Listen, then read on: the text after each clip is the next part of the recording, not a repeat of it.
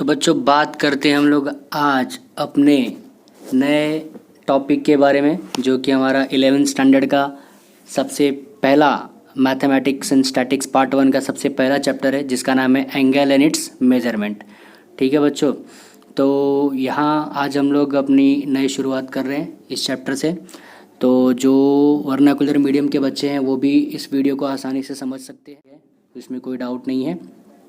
तो यहाँ पे कुछ मैं हिंदी शब्दों का भी यूज़ करूँगा, ताकि जो हमारे वर्नाकुलर मीडियम के जो बच्चे हैं, मतलब हिंदी मीडियम मराठी मीडियम के जो बच्चे हैं, उनको भी थोड़ा समझ में आएगा टॉपिक नीट और क्लीन। और अगर आपको कुछ डाउट होता है तो आप कमेंट बॉक्स में मुझे ज़रूर बताइएगा। तो चलो शुरू करते हैं। तो हमारा यूट्यूब चैनल का नाम है वैदिक कोचिंग क्लासेस। ठीक है, यहाँ पे मैं आपको शुरू करने जा रहा हूँ हमारा सबसे पहला जो टॉपिक है उसके बारे में। ठीक है, तो ये आपका हो गया जैसे मैथमेटिक्स एंड स्टैटिक्स पार्ट 1, जिसमें हम लोग का सबसे पहला टॉपिक है एंगल एंड इट्स मेजरमेंट, और मेरा नाम है मनोज कनौजिया। ठीक है, तो अभी हम लोग चलते हैं थोड़ा सा आगे। और अगर आपको हमारे FB page and all other pages पे भी अगर जाना है तो आप वहाँ से भी जा सकते हैं, जैसे कि यहाँ पे मैंने दिखाया हुआ है। अगर आप हमें फेसबुक पे ज्वाइन करना चाहते हैं तो वहाँ पे भी वैदिक कोचिंग क्लासेस सर्च मारिए, हमारा पेज भी है, ग्रुप भी है, ज्वाइन हो सकते हैं वहाँ पे। इंस्टाग्राम ID भी है सेम वैदिक कोचिंग क्लासेस के नाम से, और यूट्यूब पे भी चैनल है हमारा। अब हम लोग चलते हैं आज के अपने सबसे पहले टॉपिक के ऊपर, जिसका नाम है डायरेक्टेड एंगल। तो सबसे पहली बात, चैप्टर का नाम हमारे चैप्टर का नाम क्या है? देखिए, हमारे चैप्टर का नाम क्या है कि एंगल एंड इट्स मेजरमेंट, मतलब आपको एंगल और उसके मेजरमेंट के बारे में आपको यहाँ पे पढ़ना है। तो बात करते हैं सबसे पहले एंगल के बारे में। तो हमारा एंगल क्या होता है? तो अगर मैं नॉर्मली छोटा मोटा भी अगर मैं डिस्कस करूँ तो एंगल हमारा क्या होता है? देखिए, अगर मैं बात करूँ अपने एंगल की, तो एंगल में क्या होता है, एक इनिशियल आर्म होता है। तो मान लो ये आपका पॉइंट है, इस पॉइंट से मैंने एक ऐसा आर्म ड्रॉ किया, तो ये मेरा इनिशियल आर्म हो गया। अब ये जो आर्म है वो धीरे धीरे ऊपर की तरफ जाएगा और मान लो यहाँ पे रुक गया, तो कुछ दूसरा आर्म अगर मैं ड्रॉ करूँगा तो कुछ ऐसा बनेगा। तो ये जो दोनों के बीच में जो गैप आया ना, डिफरेंस आया, इसी को हम लोग क्या बोलते हैं? एंगल। क्या बोलते हैं? एंगल। कहने का मतलब क्या कि अगर मुझे एंगल चाहिए तो उसमें एक इनिशियल आर्म होना चाहिए और एक फाइनल आर्म होना चाहिए, और दोनों के बीच का जो डिस्टेंस कवर हुआ है उसको मैं किसी एक एंगल से दिखा सकता हूँ। तो मैंने यहाँ पे लिख दिया थीटा। तो चाहे मैं थीटा से दिखाऊँ, चाहे अल्फ़ा से दिखाऊँ, चाहे बीटा से दिखाऊँ, या कोई ABCD नंबर से दिखाऊँ, चलेगा, कोई बात नहीं है, आप दिखा सकते हो। ठीक है, ये था मेरा क्या? एंगल। अब ना आपको बताता हूँ मैं कि एंगल का डायरेक्शन कैसे होता है। तो याद रखो, हम लोग स्टैंडर्ड फॉर्म में जब कभी भी एंगल ड्रॉ करते हैं, हम लोग एंगल ड्रॉ करते हैं तो हमेशा एक्स एक्सिस से नापते हैं। कहाँ से नापते हैं हम लोग? एक्स एक्सिस से। जो भी हम लोग मेज़र करते हैं हमेशा वो एक्स एक्सिस से होना चाहिए। देखो, जैसे कि मान लो ये मेरा एंगल है और ये मेरा जिसका फाइनल आर्म है, मतलब इसको बोलते हैं प्रारंभिक भुजा, इसको बोलते हैं अंतिम भुजा, बराबर। तो प्रारंभिक भुजा से अंतिम भुजा के बीच की जो दूरी होती है उसी को हम लोग क्या बोलते हैं? कोण या फिर एंगल। क्लियर है? अब मैं बात कर रहा था डायरेक्टेड एंगल। तो डायरेक्ट एंगल हमेशा कैसे नापते हैं? एक्स एक्सिस से। तो आपको पता होना चाहिए आपका एक्स होता है और ये वाला लाइन क्या होता है? आपका वाई। तो मतलब हमेशा आप कहाँ से गिनोगे? यहाँ से, मतलब यहाँ से गिनना है आपको। तो चाहे तो आप ऊपर की तरफ जाओ, चाहे तो आप नीचे की तरफ जाओ। मतलब कहने का मतलब क्या कि अगर ये आपका एंगल है, ये आपका अगर एंगल है, तो आप उसको चाहो तो इस तरह भी नाप सकते हो यहाँ से, या तो मान लो आप इसको ऐसे भी नाप सकते हो, बराबर। क्या बोला मैंने? आप चाहे ऊपर की तरफ नापो या फिर ऐसा गोल घूम के नीचे की तरफ नापो, दोनों चलेगा।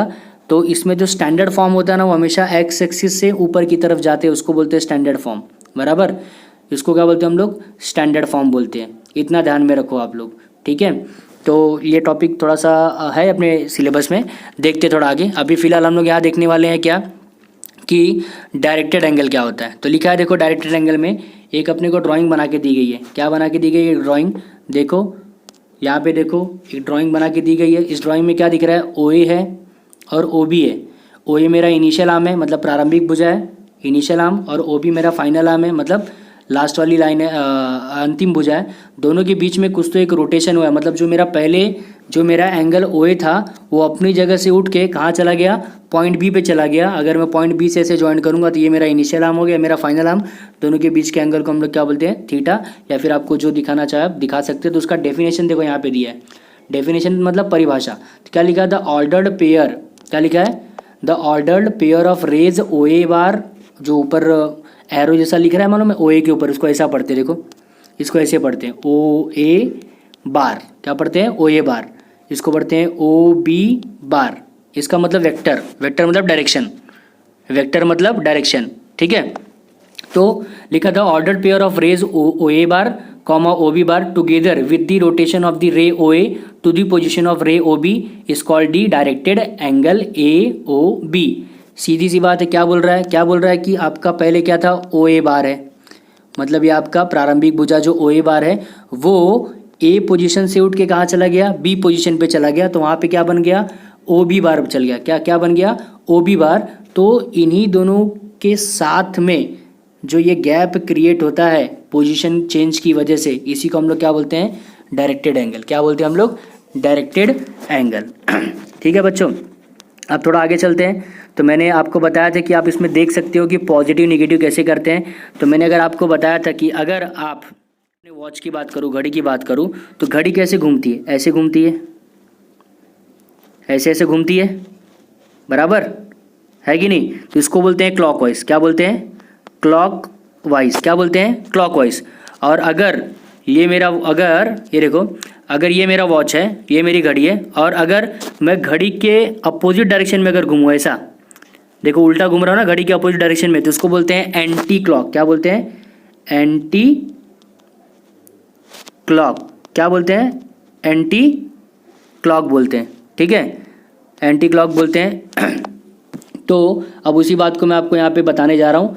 देखिए यहाँ पे लिखा हुआ, ये वाला पॉइंट लिखा गया, देखिए कौन सा वाला पॉइंट की, ये देखो ये वाले पॉइंट की, if rotation of the initial ray is anti clockwise then the measure of directed angle is considered as positive. मतलब क्या कि अगर आपने अपना डायरेक्शन एंटी क्लॉकवाइज लिया है, कैसा लिया है, एंटी क्लॉकवाइज, मतलब घड़ी की विपरीत दिशा में अगर लिया है तो आपका एंगल हमेशा क्या आएगा, पॉजिटिव, क्या आएगा, पॉजिटिव। लेकिन अगर आपने अपना जो रोटेशन है, अपना जो सुई का घुमाव है, अपने जो एंगल का जो घुमाव है, अगर आपने उसको क्लॉकवाइज लिया है, कैसे लिया है, क्लॉकवाइज, तो हमेशा क्या आएगा, नेगेटिव एंगल, क्या आएगा, नेगेटिव एंगल। और आपको मेज़र भी उसी में ही करना है, मेज़र भी उसी में करना है। मैं आपको बता देता हूँ डायग्राम में, देखो ये अगर आपका डायग्राम है, ये वाला अगर आपका डायग्राम है, तो इसमें आपको क्या दिख रहा है, ज़रा ध्यान से देखिए। अगर मैं इसको अच्छे से ऑब्जर्व करूँ तो यहाँ पे देखिए, आपने जो एंगल ऐसे वाला एरो देखो, ऐसे ऊपर की तरफ एरो, मतलब ये कैसे घूम रहा है, ये वाला एंगल कैसे घूम रहा है, ऐसे घूम रहा है। ऐसे मतलब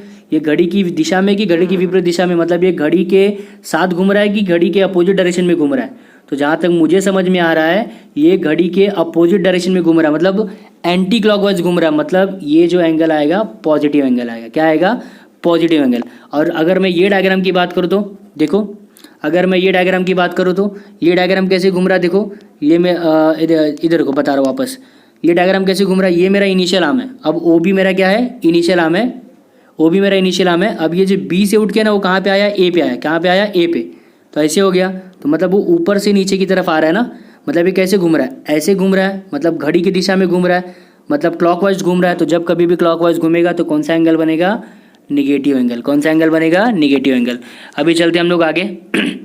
जीरो एंगल। अभी जीरो एंगल क्या होता है, ऐसा एंगल जिसका इनिशियल आर्म और फाइनल आर्म दोनों सेम पोजीशन पे हो, उसको हम लोग क्या बोलते हैं, जीरो एंगल। मतलब अंतिम भुजा और प्रारंभिक भुजा दोनों सेम ही एंगल पे अगर आके रुक जाए या फिर उस जगह से हिले ही ना, तो हम लोग उसको क्या बोलते हैं, जीरो एंगल। फॉर एग्जांपल जैसे कि मान लो एक कोई एंगल है O और ये मेरा A, मान लो कोई एंगल है, ये मेरा मान लो कोई एक भुजा है, अंतिम भुजा, अरे प्रारंभिक भुजा ले लो, इनिशियल आर्म है, और मेरा फाइनल आर्म भी इसी पे ही है, सेम मेरा फाइनल आर्म भी कहाँ है, इसी पे ही है। तो एक भी इसने एंगल कवर किया क्या, नहीं, एक भी डिस्टेंस कवर किया नहीं, जहाँ था उसी पे पड़ा हुआ है, तो इसको हम लोग बोलेंगे जीरो एंगल। क्या बोलेंगे, जीरो एंगल। सॉरी। अब हम लोग चलते हैं आगे, वन रोटेशन एंगल। क्या देखते हैं, वन रोटेशन एंगल। अब वन रोटेशन एंगल क्या होता है वो देख लेते हैं। तो लिखा है वन रोटेशन एंगल में क्या होता है कि मान लो ये आपका स्टार्टिंग वाला एंगल है, मतलब स्टार्टिंग वाला आर्म है, ये आपका O ले लो, ये आपका ए ले लो। अब वन रोटेशन मतलब क्या, मुझे एक कंप्लीट रोटेशन करना ही है, तो मैं कहीं से भी चल सकता हूँ। मान लो मैं पॉजिटिव डायरेक्शन में जा रहा हूँ, कैसे जा रहा हूँ, पॉजिटिव में, तो पॉजिटिव के लिए कैसा घूमना पड़ेगा, एंटी क्लॉक। एंटी क्लॉक मतलब क्या, घड़ी अगर इस साइड घूम रही तो मेरे को उसके अपोजिट साइड घूमना पड़ेगा, तो ऐसे घूमूंगा। तो ये देखो, ये हो गया मेरा कंप्लीट वन रोटेशन। क्या हो गया, कंप्लीट वन रोटेशन। मतलब यहाँ से शुरू हुआ, घूमते घूमते घूमते घूमते घूमते घूमते घूमते वापस यहीं पे आके रुक गया। तो याद रखो, ये पूरा क्या बना रहा है, सर्कल बना रहा है। तो सर्कल के एंगल का वैल्यू कितना होता है, 360। तो ओ ए बी का वैल्यू भी कितना होगा, 360। कितना होगा, 360। इसमें ए भी इनिशियल आर्म और फाइनल आर्म दोनों सेम ही पॉइंट पे होता है, ठीक है। तो जीरो एंगल और वन रोटेशन एंगल में ज़्यादा फर्क नहीं है। जीरो एंगल में क्या होता है कि इनिशियल आर्म अपनी जगह से हिलता ही नहीं है, वहीं का वहीं पड़ा रहता है। मतलब जो प्रारंभिक भुजा है, स्टार्टिंग वाला जो भुजा है, वो वहीं पे पड़ा रहता है, हिलता ही नहीं है, कोई भी डिस्टेंस कवर नहीं करता, तो वहाँ जीरो एंगल बनता है। लेकिन ये जो वन रोटेशन एंगल में, ये एक पूरा चक्कर लगा के आता है, पूरा एक रोटेशन लेके आता है उसी जगह पर, तो इसको हम लोग बोलते हैं वन रोटेशन एंगल। और वो कितना डिग्री कवर करता है, 360 डिग्री। कितना कवर करता है, 360 डिग्री। ये देखो, यहाँ से भी देख सकते हो, डायग्राम में दिखा हुआ है, कैसे दिख रहा है, देखो आपका ए बी, ओ ए और ओ बी सेम पोजीशन पर है, लेकिन उन लोग ने पूरा एक चक्कर कवर करके आया हुआ है, ठीक है। अब थोड़ा सा आगे चलते हैं, जहाँ पे लिखा है स्ट्रेट एंगल। क्या लिखा हुआ है, स्ट्रेट एंगल। अब स्ट्रेट एंगल क्या होता है, स्ट्रेट एंगल मतलब कैसे कि अगर मान लो आपका ये स्टार्टिंग वाला इनिशियल आर्म है, तो ये अपनी जगह से उठ के उसके अपोजिट डायरेक्शन में आ जाएगा यहाँ पे, मतलब ऐसा। तो ये कितना होता है, पूरा 180 डिग्री होता है। कितना होता है, 180 डिग्री। तो आपका जो स्ट्रेट एंगल होता है वो कितनी डिग्री का बनेगा, 180 डिग्री का बनेगा। मतलब अगर ये आपका इनिशियल आर्म है तो ये क्या होगा, आपका फाइनल आर्म, और दोनों एक दूसरे के एकदम अपोजिट रहेंगे और एक ही लाइन पे रहेंगे, याद रखना। तो इसको बोलते हैं हम लोग स्ट्रेट एंगल। अब थोड़ा सा आगे चलते हैं, जहाँ पे लिखा है राइट एंगल। राइट एंगल मतलब क्या, ऐसा एंगल जो आपका वन रोटेशन लेने के बाद राइट एंगल बना दे। राइट एंगल मतलब क्या, 90 डिग्री। जैसे कि देखो, ये आपका इनिशियल आर्म है, यहाँ चला गया, ये फाइनल आर्म हो गया, तो ये दोनों के बीच का एंगल कितना हो गया, 90। वो कहीं मैंने निकाला हुआ है, लिखा है 1/4 of one rotation is called as one right angle. It is also half of a straight angle. One rotation is a 4 right angle. सही बोल रहा हो, कुछ गलत थोड़ी बोल रहा है। अगर मान लो आपका ये लाइन है, आप क्या कर रहे हो कि ये पूरा वन रोटेशन ले रहे हो। अगर मैं पूरा वन रोटेशन लूँगा, अगर मैं पूरा वन रोटेशन लेता हूँ, तो मैं अभी इसकी अलग अलग पोजीशन बताता हूँ। एक पोजीशन यहाँ होगी, एक यहाँ होगी, एक यहाँ होगी, और वापस कहाँ चली आएगी, वापस यहीं पे आ जाएगी, तभी ना वन रोटेशन होगा। तो वन रोटेशन का क्या होता है, ये चौथा भाग होता है, 4th पार्ट होता है। तो देखो, ये भी ले सकते हो, ये भी ले सकते हो, ये भी ले सकते हो, ये भी ले सकते हो। और अगर मैं यही राइट एंगल को सबको ऐड करूँगा तो कितना आ जाएगा, 360। कितना आ जाएगा, 360। तो अगर मैं 4 राइट एंगल लूँगा तो मेरा एक रोटेशन वाला एंगल बनेगा, ऐसा भी मैं बोल सकता हूँ। अब थोड़ा सा आगे चलते हैं, लिखा है एंगल्स इन स्टैंडर्ड पोजीशन। तो मैंने बार बार आपको बताया है, स्टैंडर्ड मतलब आप हमेशा अपना मेजरमेंट कहाँ से लोगे, एक्स एक्सिस से ही लोगे हमेशा, चाहे वो एंटी क्लॉकवाइज जाए चाहे क्लॉकवाइज जाए, आपको उससे फ़र्क नहीं पड़ना चाहिए। आपको बस एक ही ध्यान में रखना है कि आप हमेशा अपने एंगल का starting point positive x axis से ही लोगे। कहाँ से लोगे, पॉजिटिव एक्स एक्सिस से ही लोगे। तो जो ऐसा एंगल हम लोग लेते हैं, उस एंगल को हम लोग क्या बोलते हैं, स्टैंडर्ड पोजीशन वाला एंगल। क्या बोलते हैं, स्टैंडर्ड पोजीशन वाला एंगल। आप चाहो तो टेक्स्ट बुक में भी लिखा है, देख लो, पढ़ सकते हो अच्छे से। अगर नहीं समझ में आ रहा है तो मैं आपको एक्सप्लेनेशन देता हूँ। देखो, डायग्राम ही बहुत अच्छे से दिया हुआ है, तो मैं आपको उसी डायग्राम में एक्सप्लेन कर देता हूँ। अगर आप ये डायग्राम देख रहे हो ध्यान से, तो आपको समझ में आएगा कि मैं क्या बताना चाह रहा हूँ। देखो ज़रा ध्यान से, आपका इनिशियली एक आर्म ये OX है। अब क्या हो रहा है, दूसरा आर्म आपका देखो OP हो गया। तो ये कैसे मेज़र किया उसने, ऐसे, मतलब वो X से इस डायरेक्शन में गया, मतलब वो कौन सा डायरेक्शन में गया, एंटी क्लॉक। तो यहाँ जो एंगल बनेगा कौन सा बनेगा, पॉजिटिव एंगल, बराबर। अब दूसरा आर्म उसने देखो ये वाला लिया है, तो इसको भी उन्होंने कैसे मेज़र किया, ऐसे मेज़र किया, मतलब X से निकला और पूरा यहाँ तक गया। देखो ये वाली लाइन दिख रहा है, रुको वापस बता देता हूँ चाहिए तो। ये देखो, ये आपका स्टार्टिंग हो गया, ये आपका फाइनल हो गया। तो देखो इसको ऐसे मेज़र किया हुआ है, दिख रहा है, ऐसे मेज़र किया हुआ पूरा, और X से ही लेके जा रहा है। आप बोलोगे सर ऐसा क्यों नहीं लिया, ऐसा क्यों नहीं लिया, तो ये आपका स्टैंडर्ड एंगल नहीं होगा, फिर स्टैंडर्ड एंगल नहीं होगा। स्टैंडर्ड एंगल क्या होता है, हमेशा एक्स एक्सिस से ही निकलने का हमेशा, वो भी जो पॉजिटिव साइड वाला होता है ना एक्स एक्सिस, उस साइड से घूमने का, तो आपका स्टैंडर्ड हो गया। ठीक है, और आप चाहो तो उल्टा भी घूम सकते हो। उल्टा कैसे घूमोगे, ये देखो उल्टा, मान लो यहाँ से आप शुरू कर रहे हो और ऐसे जा रहे हो, ऐसे भी जाओ कोई दिक्कत नहीं है, एक्स से ही होके जाना है बस, खत्म। हमेशा आप कहाँ से शुरू करोगे, एक्स एक्सिस से, तो उसको हम लोग क्या बोलते हैं, positive angles in standard position. Clear.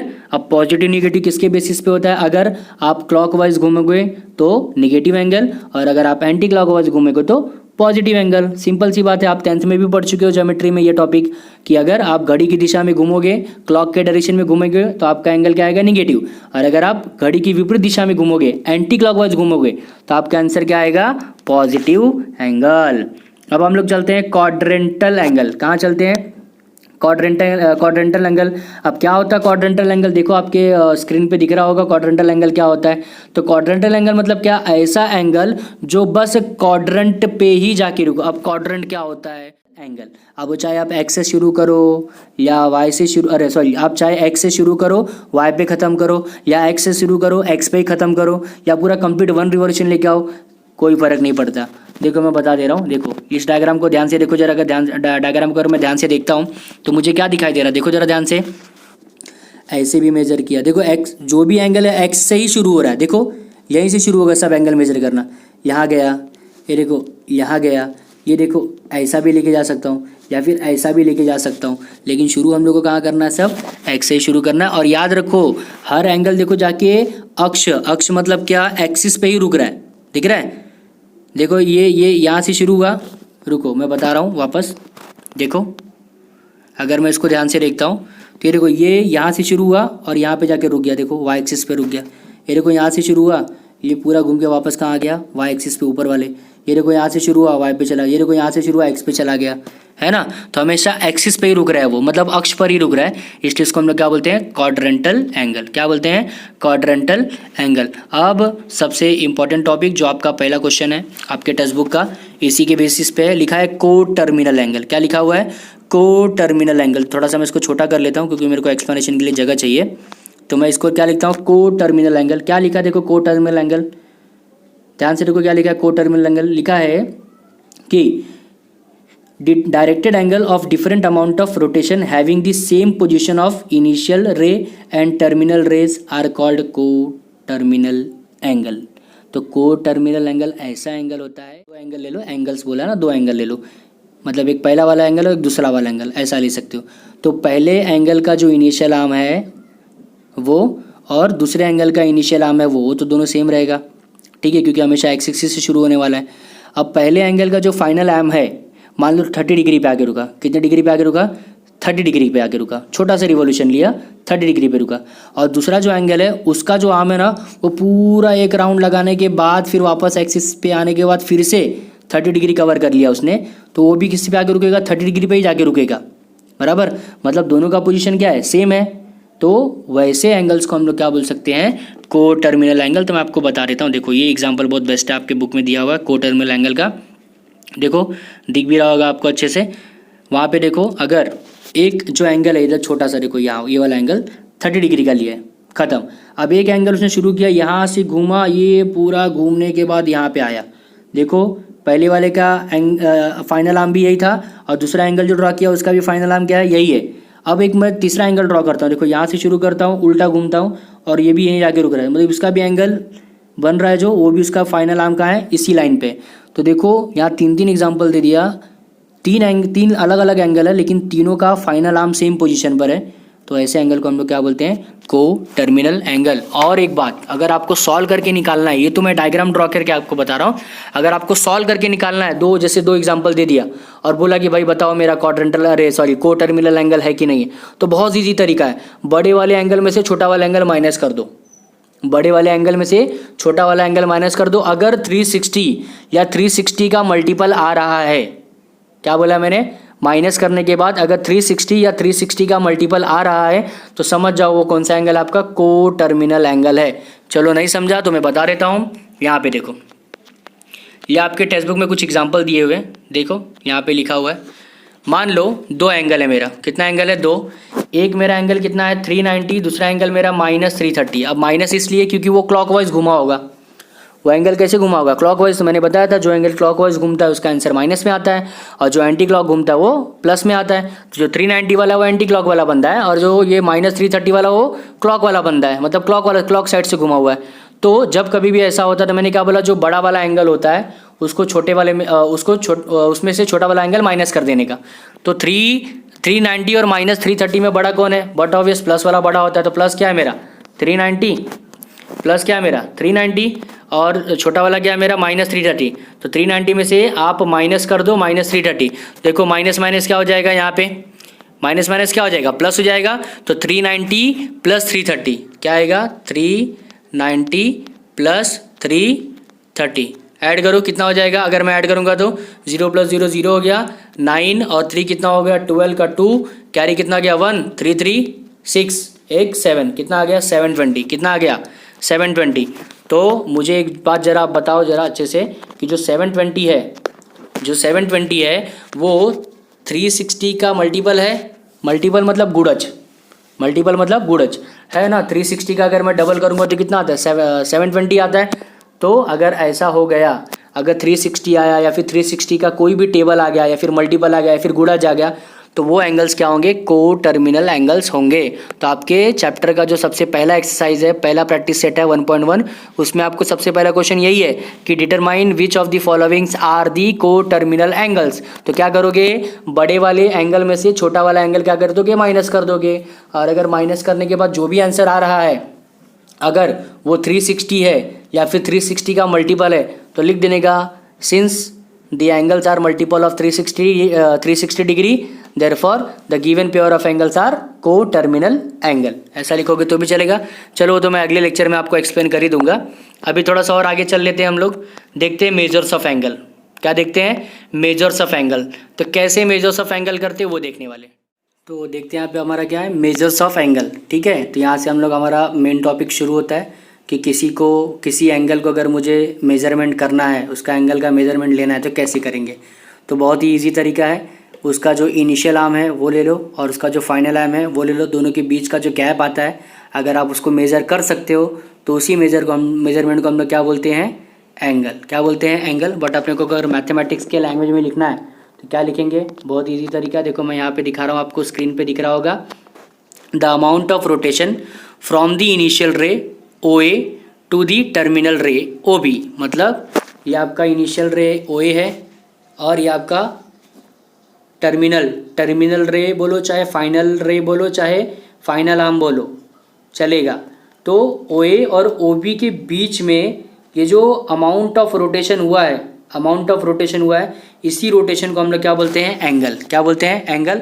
आप इसका नाम ऐसा लिख सकते हो, ऐसा लिखते हो, एंगल AOB ऐसा लिखते हैं। ठीक है, तो याद रखो ये मेरा हो गया मेजर्स ऑफ एंगल। कैसे मेज़र करते हैं, आप चाहो तो प्रोडक्टर का भी यूज़ करके मेज़रमेंट ले सकते हो। एक्चुअली हम लोग ऐसे ही करते हैं, प्रोडक्टर का मेजरमेंट लेके ही करते थे अब तक। ठीक है, अब थोड़ा सा और आगे चलते हैं। अब तक तो जो भी हम लोग करते थे तो हम लोग लिखते थे, जैसे मान लो अगर 30 आ गया तो हम लोग क्या लिखते थे, 30 डिग्री, 40 डिग्री, 50 डिग्री, हमेशा डिग्री में बात किए। तो हम लोग क्या बोलते थे, एंगल का मेजरमेंट करने के लिए जिस यूनिट का यूज़ करते हैं उसको हम लोग क्या बोलते हैं, डिग्री। बराबर। जैसे अगर लेंथ है, लेंथ को हम लोग मापते हैं, मेजरमेंट लेते हैं तो क्या लिखते हैं, मीटर लिखते हैं। अगर वजन है, कोई मास है, कोई वेट है, उसको अगर मेज़र करते हैं तो क्या लिखते हैं हम लोग, किलोग्राम लिखते हैं, ग्राम लिखते हैं, टन लिखते हैं, क्विंटल लिखते हैं। बराबर। लेकिन वही अगर आप एंगल मेजरमेंट करते हो तो क्या लिखते थे, डिग्री। क्या लिखते थे, डिग्री। लेकिन 11th स्टैंडर्ड में आपको अब से एक नया मेजरमेंट भी समझ में आएगा, जिसको हम लोग बोलते हैं सर्कुलर सिस्टम ऑफ मेजरमेंट। वो देखेंगे, जिसको हम लोग बोलते हैं रेडियन मेजरमेंट। क्या बोलते हैं, रेडियन मेजरमेंट। तो थोड़ा सा आगे चल देते हैं। आगे अगर हम लोग चलते हैं तो हम लोग क्या दिखाई देता है कि यहाँ 2 टाइप का मेजरमेंट है। कितने टाइप का मेजरमेंट है, 2 टाइप का मेजरमेंट है। पहले जो मेजरमेंट का नाम है उसका नाम है सेक्साजेसिमल सिस्टम। क्या नाम है, सेक्साजेसिमल सिस्टम, जिसको हम लोग डिग्री मेजरमेंट भी बोलते हैं। क्या बोलते हैं, डिग्री मेजरमेंट ऑफ सिस्टम। और दूसरा जो है वो आपका सर्कुलर सिस्टम है। क्या है? Circular system. सर्कुलर मतलब पक्का, सर्कल से रिलेटेड है, तो बट ऑब्वियस ये सर्कल से रिलेटेड है। और इसको बोलते हैं हम लोग रेडियन मेजरमेंट। क्या बोलते हैं? Radian measurement. तो कॉमनली हम लोग मोस्टली यही दो लाइन यूज़ करते हैं। कौन सी दो लाइन यूज़ करते हैं? ये वाली, डिग्री मेजरमेंट और रेडियन मेजरमेंट। ये वाली लाइन और ये वाली लाइन बहुत ही रेयरली यूज़ होती है। हाँ, अगर आप JEE के लिए प्रिपेयर कर रहे हो, CET के लिए प्रिपेयर कर रहे हो, या फिर टॉपिक आप ध्यान में रखोगे। ठीक है, अब तो मेरे ख्याल से आपको इतना समझ में आ गया होगा। तो बच्चों देख लेते हैं हम लोग अपना अगला वाला पार्ट, जो हमारा क्या है? Sexagesimal system. मतलब आप एंगल को मेजरमेंट करने के लिए दो तरीका बताया था मैंने, दो सिस्टम बताया था। एक सेक्साडेसिमल सिस्टम था और दूसरा क्या था? Circular system. अब यहाँ में हम लोग कौन सा देखने वाले हैं? सेक्साडेसिमल सिस्टम के बारे में। किसके बारे में देखेंगे? सेक्साडेसिमल सिस्टम, जो कि डिग्री मेजरमेंट होता है। कौन सा मेजरमेंट होता है? Degree measurement. तो क्या लिखा है? In this system the unit of measurement of angle is a degree. मतलब अगर आप इस सिस्टम का यूज़ करके किसी एंगल को मेजरमेंट ले रहे हो, किसी एंगल को माप रहे हो, तो आप उसका यूनिट, आप उसका इकाई क्या लिखोगे? डिग्री। क्या लिखोगे? डिग्री। और एक बात, one rotation angle is divided into 360 equal parts. मतलब कहने का मतलब क्या बोल रहा हूँ मैं, कि अगर आपका एक एंगल है तो वो एक एंगल कितने पार्ट्स में डिवाइड होता है? 360 पार्ट में। कितने पार्ट में डिवाइड होता है? 360 पार्ट में। इसी को हम लोग 1 डिग्री लिखते हैं। क्या लिखते हैं? 1 डिग्री। इसी को हम लोग 1 डिग्री लिखते हैं। तो देखो यहाँ पे लिखा गया है बहुत, यहाँ पे लिखा हुआ है वाली लाइन में, 1/360 part of 1 complete rotation is called 1 degree. और इसको हम लोग कैसे लिखते हैं? ऐसे। समझ में आया? बहुत ही इंपॉर्टेंट और बहुत ही छोटा सा टॉपिक है ये, इजी भी है। अब थोड़ा सा आगे बढ़ते हैं। ये तो मेरा क्या हो गया? डिग्री। क्या हो गया? डिग्री। आपको पता है डिग्री के बाद आता है मिनट। क्या आता है? मिनट। मान लो मुझे अगर 30 मिनट लिखना है, 30 मिनट हम लोग ऐसे लिखते हैं, 30 और एक सिंगल डैश। मान लो आपको लिखना है 30 सेकेंड, तो ये 30 लिखा है आपने, ऐसा डबल डैश कर दो। ये पहला डैश, ये दूसरा डैश। वापस बता दे रहा हूँ, जैसे आपको मान लो 1 डिग्री लिखना है तो आप 1 डिग्री ऐसे लिखोगे। मान लो 20 डिग्री लिखना है तो कैसे लिखोगे? 20 डिग्री ऐसे लिखोगे, ऐसा डॉट लगाओगे ऊपर, ऐसा डॉट लगाना पड़ता है, ऐसा, बराबर। तो बता दे रहा हूँ, ये देखो ऐसा डॉट लगाना पड़ता है, तो ये आपका होगा 20 डिग्री। अब मान लो आप लिखने वाले हो 20 मिनट, तो ये 20 हो गया और ऐसा एक लाइन ड्रॉ करने का 20 मिनट। अब मान लो आपको लिखना है 20 सेकेंड, तो देखो 20 लिखा हुआ है, ऐसा 2 लाइन ड्रॉ कर दो, 20 सेकेंड। समझा? तो अब ये दोनों के बीच का क्या रिलेशन होता है वो मैं आपको बताने जा रहा हूँ। तो बहुत ईजी है, टेंशन नहीं लेना। देखो यहाँ पे क्या लिखा गया, यहाँ पे अगर आप ध्यान से देखोगे, देखो लिखा है कि 1/60th पार्ट ऑफ 1 डिग्री। अब 1 डिग्री, अब जैसे आपने 1 डिग्री निकाला था, कैसे? 1/360 part, 1/360 part of 1 complete revolution को हम लोग क्या बोलते हैं? 1 डिग्री बोलते हैं। सेम वैसे अगर आपको 1 मिनट निकालना है, क्या निकालना है? 1 मिनट, तो आपको कितना पार्ट लेना पड़ेगा? 60, क्योंकि 1 डिग्री में 60 मिनट होता है। कितना मिनट होता है? 60। 1 डिग्री में 60 मिनट होते हैं। तो अगर आपको 1 मिनट निकालना है तो 60 से क्या करना पड़ेगा? डिवाइड। तो वही 1/60 ले लिया, तो लिखा 1/60th part of 1 degree is called 1 minute. और उसको हम लोग कैसे दिखाते? देखो देखो ऐसे दिखाते, 1 डैश, सिंगल डैश। क्लियर? अब थोड़ा सा आगे चलते हैं। क्या लिखा देखो, अब अगर मुझे निकालना है सेकंड, क्या निकालना है? सेकंड। तो अभी भी हम लोग को पता है कि 1 मिनट में 60 सेकंड होता है। तो अगर आपको 1 सेकंड निकालना है तो 60 से क्या करना पड़ेगा? डिवाइड। तो 1/60th part of 1 minute is called as second. अब आप उसको कैसे दिखाते हो? 1 डबल डैश। कैसे? ये 1 ऐसे डबल डैश करोगे तो क्या आ जाएगा? 1 सेकेंड। तो यहाँ से मुझे एक बहुत ही इंपॉर्टेंट जानकारी मिली। क्या जानकारी मिली इंपॉर्टेंट? ये वाली जानकारी कि 1 डिग्री इक्वल टू 60 सेकेंड और 1 डिग्री इक्वल टू 60 मिनट और 1 मिनट इक्वल टू 60 सेकेंड। तो देखो वही बॉक्स में इन लोगों ने यहाँ पे करके दिया हुआ है कि आपका जो 1 डिग्री है वो 60 मिनट के बराबर है और आपका 1 जो मिनट है वो 60 सेकेंड के बराबर। ये आप बचपन से पढ़ते आ रहे हो, बस आप मिनट की जगह पे हार यूज़ करते थे, हार, HOUR वाला हार यूज़ करते थे बस, और कुछ फ़र्क नहीं है। सॉरी, मिनट नहीं, डिग्री की जगह पे आप डिग्री के पे क्या यूज़ करते थे? 1 आवर यूज़ करते थे। बाकी सारा का सारा तो सेम है। और अभी एक और इन्फॉर्मेशन हम लोग ले लेते हैं, इजी है, बचपन से पढ़ते आ रहे हो। पूरा अगर मैं कंप्लीट 1 रिवॉल्यूशन घूमूंगा तो कितना बनेगा? सर्कल बनेगा। और सर्कल का एंगल कितना होता है 360 डिग्री। तो देखो यहाँ पे लिखा है 360 डिग्री। और अगर आप मान लो हाफ सर्कल घूम रहे हो, क्या घूम रहे हो, हाफ सर्कल, तो उसको हम लोग क्या बोलते हैं, स्ट्रेट एंगल। उसका आंसर कितना होता है 180 डिग्री। और अगर मान लो आप राइट एंगल बना रहे हो, मतलब समकोण बना रहे हो, तो कितना आएगा 90 डिग्री। सिंपल सा है।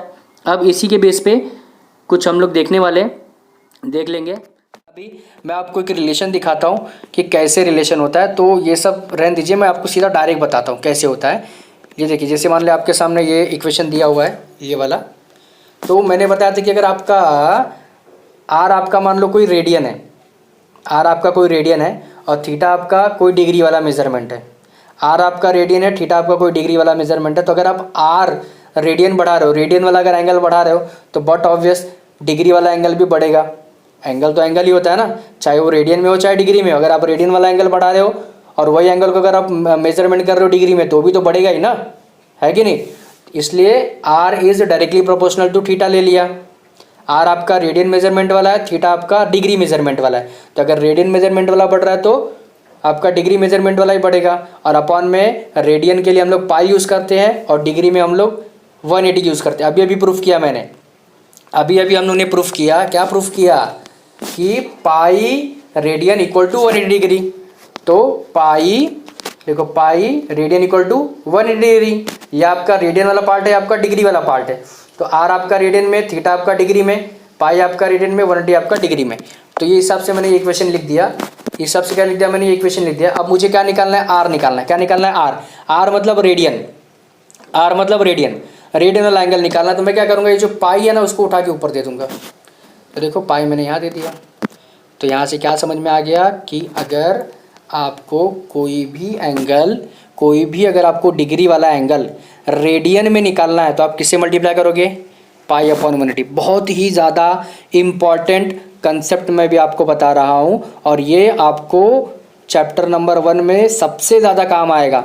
90% आपको इस चीज़ का यूज़ करना है। याद रखो, मैंने बोला 90% आपको इसका यूज़ करना है। तो ध्यान से सुनो, एक सिंपल सा लाइन में आपको बता रहा हूँ कि अगर देखो यहाँ पे, अगर आपको डिग्री मेजरमेंट से रेडियन मेजरमेंट में जाना है, क्या बोला मैंने, अगर आपको डिग्री मेजरमेंट से, किसमें, डिग्री मेजरमेंट से किस में जाना है, रेडियन मेजरमेंट में, तो आप किससे मल्टीप्लाई करोगे, पाई अपॉन 180 से। किससे मल्टीप्लाई करोगे, पाई अपॉन 180 से।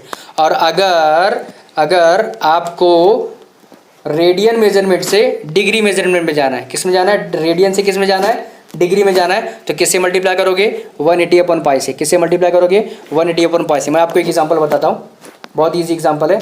आपको पता होगा 90 डिग्री, क्या 90, अगर ये 90 डिग्री, तो मैंने बोला आपको डिग्री से कहाँ जाना है, रेडियन में। तो मैं क्या करूँगा 90 इंटू, अब मुझे क्या करना है, डिग्री से रेडियन जाना है ना, डिग्री से रेडियन, मतलब ये वाला पहला वाला टॉपिक, डिग्री से रेडियन जाना, किससे मल्टीप्लाई करना है, पाई अपॉन 180 से।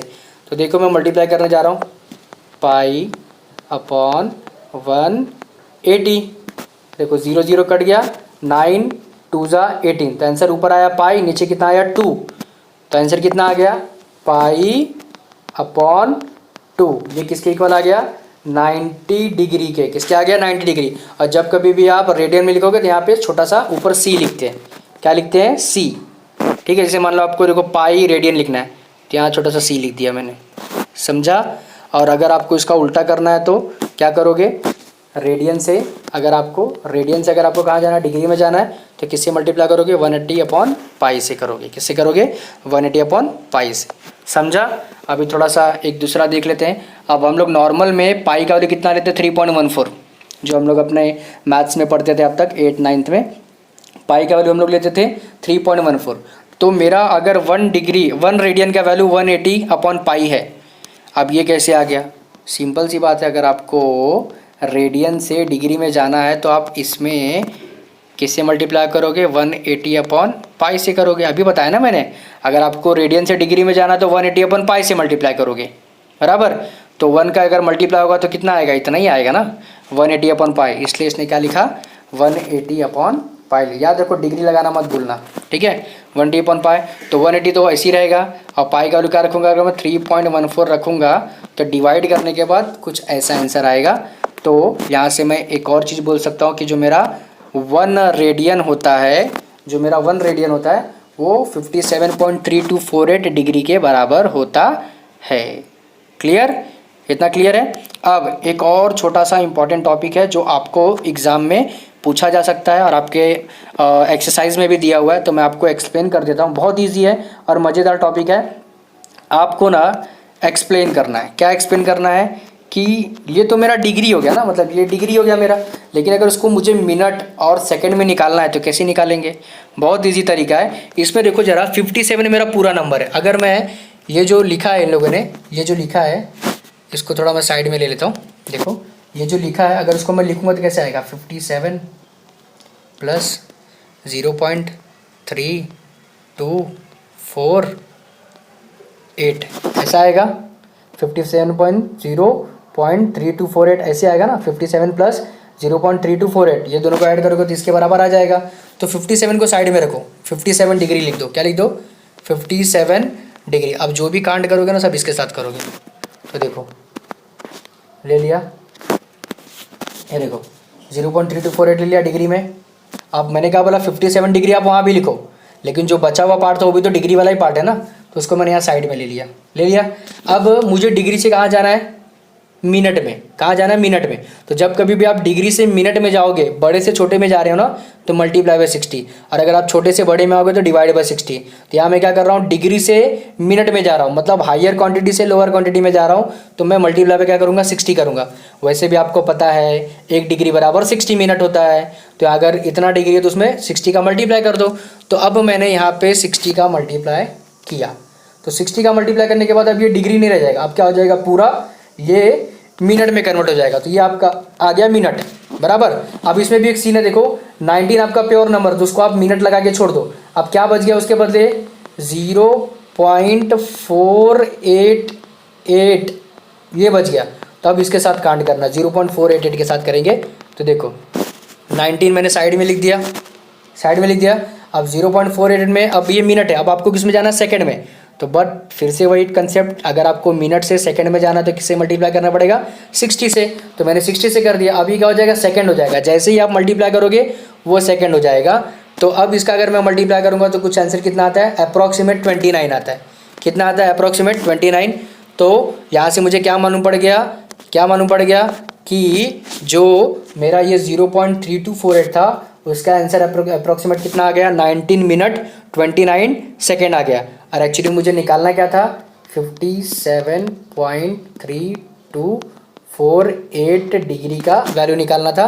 तो इसके ये इक्वल क्या आ जाएगा, 57 मिनट पहले से था, और अभी इसका आंसर कितना निकाला मैंने, 57 डिग्री पहले से था, और इसका आंसर कितना निकाला मैंने, 19 डिग्री 29 मिनट। तो देखो आपके टेक्स्ट बुक में यहाँ पे लिख के दिया है 57 डिग्री 19 मिनट 29 सेकेंड। यहाँ से मुझे मालूम पड़ गया कि 1 रेडियन का वैल्यू कितना होता है, 57 डिग्री 19 मिनट 29 सेकेंड। क्लियर।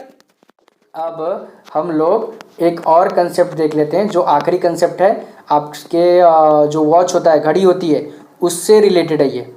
ठीक है, तो देख लेते हैं क्या है टॉपिक में। बहुत ही ईजी टॉपिक है, देख लो। Relation between angle and in a clock, बराबर। आपका जो क्लॉक होता है, रोटेशन पूरा आर, उसके बीच में और एंगल, उसमें जो एंगल बनता है उसमें क्या फ़र्क है। तो ऐसे ये 2 पार्ट्स में मैंने डिवाइड कर दिया ऐसा। ये पहला पार्ट है और ये दूसरा पार्ट है, बराबर। ये आपका पहला पार्ट है, ये आपका दूसरा पार्ट। तो ज़रा पहले पार्ट की बात करते हैं। किसकी बात करते हैं, पहले पार्ट की। ऐसा ड्रॉ कर देता हूँ। पहला पार्ट देखो, मैं यहाँ पे एक्सप्लेन कर रहा हूँ। पहला पार्ट क्या बता रहा हूँ कि यहाँ पे क्या लिखा है कि 1 रोटेशन इक्वल टू 360। बट अगर पूरा अगर आपका सर्कल घूम रहा है, और हाँ ये कौन सा हैंड है, मिनट हैंड। कौन सा हैंड है, मिनट वाला जो काटा होता है ना, उसकी बात हो रही है। किसकी बात हो रही है, मिनट वाला जो काटा है उसकी बात हो रही है। तो अगर मिनट वाला काटा अगर पूरा राउंड घूमता है, पूरा अगर 12 पे था तो पूरा वो कंप्लीट रोटेशन करके वापस किस पे आ गया, 12 पे आ गया, तो उसको बोलते हैं 360 डिग्री उसने रोटेशन किया। तो वही लिखा 1 रोटेशन इक्वल टू 360 डिग्री। और वह जो मिनट हैंड होता है, अगर वो 12 से शुरू होकर वापस 12 पे आया तो उसको हम लोग क्या बोलते हैं, 1 हार। क्या बोलते हैं, 1 हार। पता आपको 1 घंटे में कितना मिनट, 60 मिनट। अगर आपका मिनट वाला सुई पूरा घूम के जैसे मान लो 12 पे था, वापस घूम पे 12 पे आया, तो उसको क्या बोलते हैं, 1 आवर। 1 आवर मतलब कितना मिनट, 60 मिनट। कितना बोलते हैं, 60 मिनट। मतलब मिनट हैंड जो होता है 1 रोटेशन में 60 मिनट कवर करता है। और 60 मिनट मतलब पूरा रोटेशन कितना है, 360 डिग्री का। तो यहाँ से मैं लिख सकता हूँ कि जो मेरा 60 मिनट है वो 360 डिग्री के इक्वल हो गया। किसके बारे की बात हो रही है, ये मिनट की बात हो रही है। किसकी बात हो रही है, मिनट की बात हो रही है। और भी मिनट हैंड में, कौन से हैंड में, मिनट, मतलब मिनट वाली सुई की बात हो रही है। तो अगर मैं ये 60 उठा के नीचे दे दूँ तो क्या आएगा, 360 डिग्री अपॉन 60, कैंसिल करोगे कितना आएगा, 6। कितना आएगा, 6। तो वही उसने यहाँ पे लिख दिया, देखो कि 1 minute equal to 6 degree rotation. मतलब जो आपका मिनट हैंड होता है, जो मिनट वाली सुई होती है, वो 1 मिनट में 6 डिग्री रोटेशन कवर करती है। कितना, 6 डिग्री रोटेशन कवर करती है।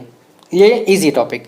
अब लोग आते हैं हार हैंड में। हार हैंड मतलब ये वाले की बात हो रही है। देखो किसकी बात हो रही है, इसकी बात हो रही है, इसकी बात हो रही है।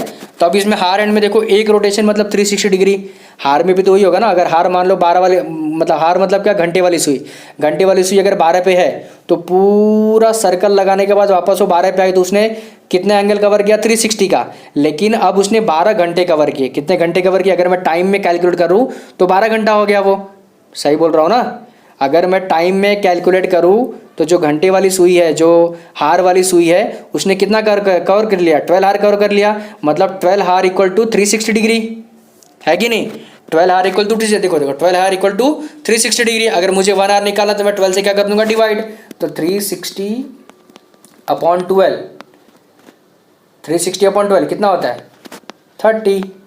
तो मतलब कितना आएगा, 30 डिग्री। कितना आएगा, 30 डिग्री।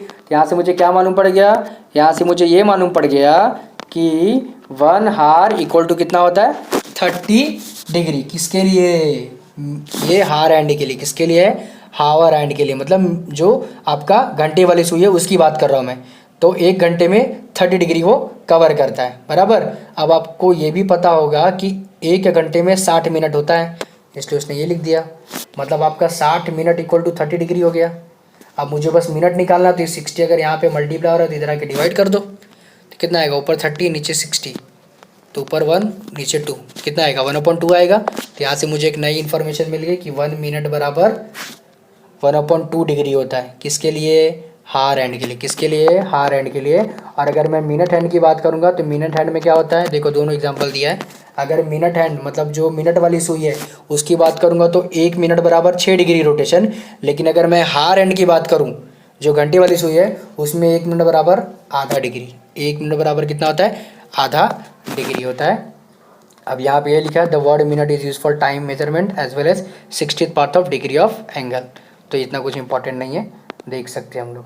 तो इस तरह हमारा जो बेसिक था 1.1 के लिए बच्चों, वो हम लोग ने क्या कर लिया है, कवर कर लिया है। होप आपको सब कुछ समझा होगा। अगर आपको कुछ डाउट है तो प्लीज़ मुझे कमेंट बॉक्स में बताइए। और अगर आपको वीडियो अच्छा लग रहा है तो इस वीडियो को लाइक कीजिए, सब्सक्राइब कीजिए और अपने फ्रेंड लोगों के साथ जितना हो सके इस वीडियो को शेयर कीजिए, ताकि उन लोगों को भी इस लॉकडाउन में जो पैंडेमिक कंडीशन चालू है उसमें उनको फ्री एजुकेशन मिल सके। ठीक है बच्चों, तो मिलते हैं हम लोग अपने नेक्स्ट लेक्चर में, जहाँ पे मैं आपको ब्लैक बोर्ड पे एक्सप्लेन करूँगा आपका प्रैक्टिस सेट 1.1।